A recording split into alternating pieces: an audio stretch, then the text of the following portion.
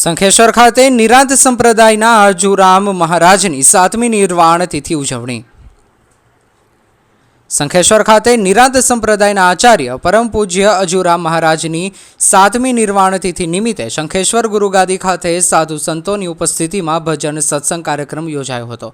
આ પ્રસંગે ગોતરકાના સંત નિજાનંદજી મહારાજે આચાર્યોને ટકોર કરી અને જણાવ્યું કે સનાતનનો સંદેશ નાનામાં નાના ગામડા સુધી પહોંચાડવાની જવાબદારી આપણી બને છે। આપણે માત્ર ચાદર લઈને આચાર્ય બની જવાથી અને હાર પહેરાવા માટે નહીં પણ જવાબદારી લઈને નિભાવવી આપણા સૌની ફરજ બને છે। ઉપસ્થિત માતાઓને જણાવ્યું હતું કે સનાતન ધર્મની લોકોને હવે ભૂખ લાગી હોય તેવું કુંભ મેળામાં ઉમટેલ મહેરામણ ઉપરથી જોવા મળે છે। એટલે હાલના સમય પ્રમાણે તમે નાના ભૂલકાઓને સનાતન ધર્મ અંગે જાણકારી આપી જાગૃત કરવા સલાહ આપી અને વધુમાં વધુ જણાવ્યું કે ભારતની આપણી સનાતન ધર્મની સંસ્કૃતિ ઉજાગર કરવાની જવાબદારી તમારી માતાઓની છે।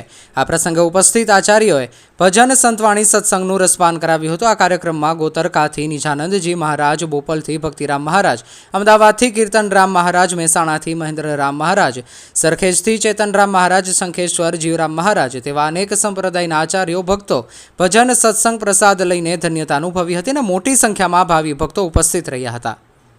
રિપોર્ટર વસંત કડિયા।